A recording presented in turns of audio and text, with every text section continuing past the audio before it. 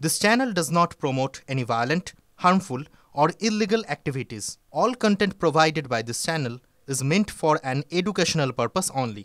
Top quality और consistent performance के लिए सिर्फ सिल्वर पंप नाम याद रखना। স্কুলে সরস্বতী পুজো না হওয়ায় অভিভাবক থেকে শুরু করে এলাকাবাসীদের মনে ক্ষোভ দেখা দিলেও স্কুলের শিক্ষকরা অসহায়, নিরুপায় প্রধান শিক্ষক।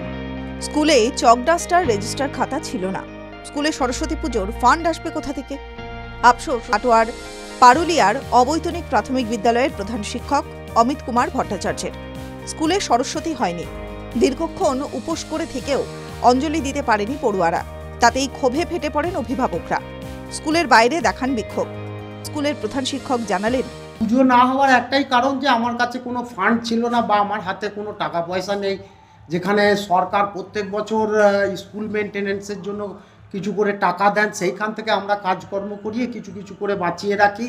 তারপরে আমরাও শিক্ষক মহাশয়রা অল্প অল্প করে চাঁদার মতো করে দিই, সেখানে দিয়ে এইভাবে করি। প্রধান শিক্ষক জানিয়েছেন এসআইকে জানানো হয়েছে। স্কুল পরিদর্শক জানিয়েছেন এখন খরচ করতে, পরে ফান্ড এলে সমস্যা মিটে যাবে। স্কুল পরিদর্শক ফেন্সি মুখোপাধ্যায় অবশ্য ফোনে জানান ফান্ড আসেনি ঠিকই, তবে প্রধান শিক্ষক পুজো কেন করলেন না সেটা নিয়ে কথা বলবো। এই বিষয়ে গোয়াই পঞ্চায়েত প্রধানের স্বামী বিমল পাল সরাসরি দোষ দেন প্রধান শিক্ষককে। এটা তো হেড টিচারের ভুল।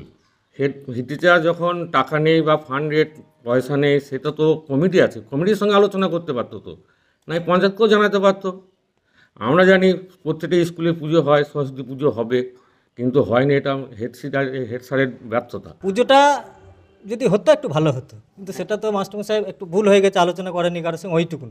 মাস্টারমশাই মনে প্রাণে চেয়েছিলেন হয়তো পুজোটা হোক, তো ফান্ডের জন্য করতে পারেন।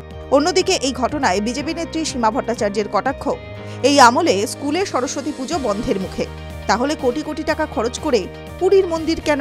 যেটা আমরা ছোটবেলা থেকে দেখে এসেছি যে সকালবেলা ভোরবেলা স্কুলে পুজো হচ্ছে, ছাত্রছাত্রীরা গিয়ে সেখানে অঞ্জলি দিচ্ছে। আজকে এমন একটা সরকার পশ্চিমবঙ্গে সরকার চালাচ্ছে যে স্কুলে সরস্বতী পুজো বন্ধের মুখে।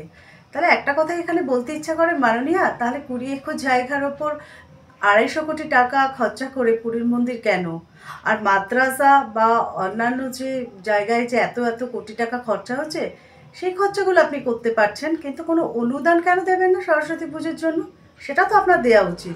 এই স্কুলে যে সরস্বতী পুজো করা গেল না শুধুমাত্র ফান্ড না থাকার জন্য, তা নিয়েও প্রশ্ন উঠছে। পাশাপাশি এই প্রশ্ন উঠছে যে যদি কোনো স্কুলে, অর্থাৎ এই রকম স্কুলে যদি সরকারি ফান্ড না থাকে, তাহলে এলাকাবাসীদের, গ্রামবাসীদের বা অভিভাবকদের তোলা চাঁদায় কি সরস্বতী পুজো করা হবে?